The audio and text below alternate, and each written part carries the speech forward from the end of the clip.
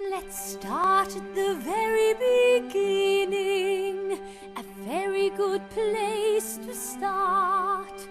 When you read, you begin with ABC. When you sing... The thing about this production of Sound of Music is the scale and the size of it. It's absolutely huge. I think Sound of Music is literally one of the all-time great musicals. Rodgers and Hammerstein, perhaps along with Andrew Lloyd Webber, are the greatest writers for musical theatre that the world has ever had. A doe, a deer, a female deer, hooray, a drop of golden sun. The amount of work that goes into doing this is immense. I think there's this misconception that the Sound of Music can be quite a small show, but this is a big show. So, a needle pulling thread. Andrew Lloyd Webber and I started dreaming of producing this show way back in the early 2000s. By the time it had reached the London Palladium stage, it was 2006. It left the London Palladium in 19 trucks. It has 50 in the company, and that's just on stage with 3 teams of children. There is a huge orchestra, and then there is a team of 50 to 100 people that have to move that show around the world.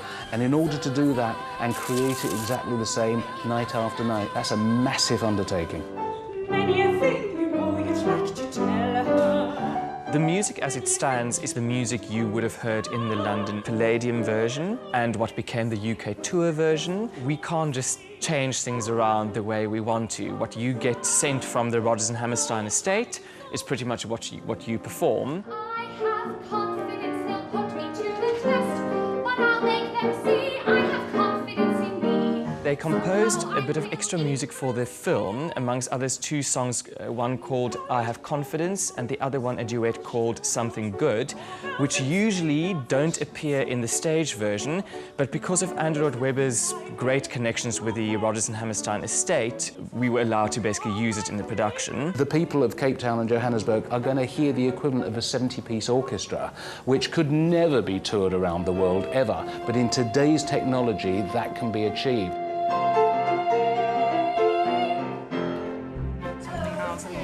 High on a hill was a lonely goat herd.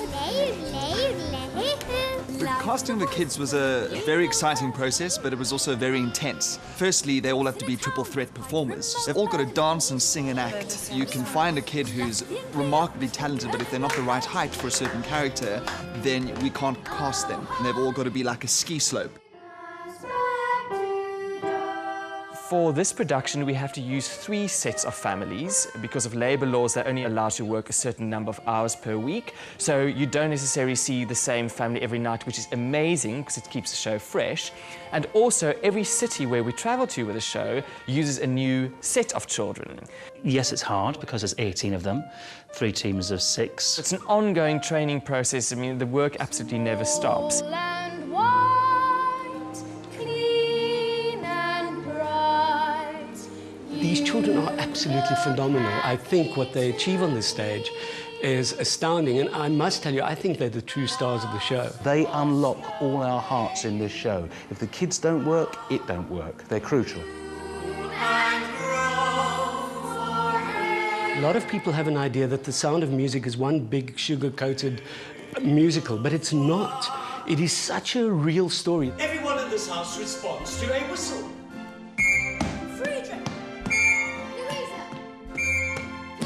It's about just a functional family. A man who's lost his wife, who has 7 children, and how he deals with that loss. And it's quite a touching story. It is actually, in a way, such a gorgeously intimate story that is played on these vast sets. So I think as an actor, you have such a responsibility to bring through the truth. And I think that is what's wonderful about this production. The truth is there. Mother, please, no. No, don't send me away, Mother. This is what I want. This is my life.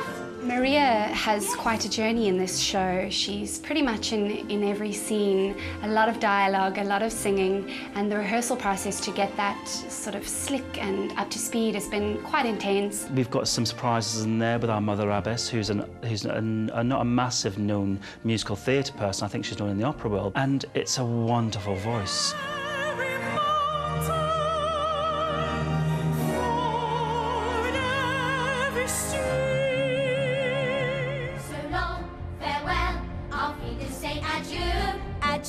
Sound of Music is the ultimate family show as far as I'm concerned. Every single song is a bona fide hit. Everybody knows the songs. A fantastic story, a fantastic score. It's visually spectacular, it's musically spectacular. There's so many facets to the show. It is the real deal. Rodgers and Hammerstein, The Sound of Music, it gets no better than that.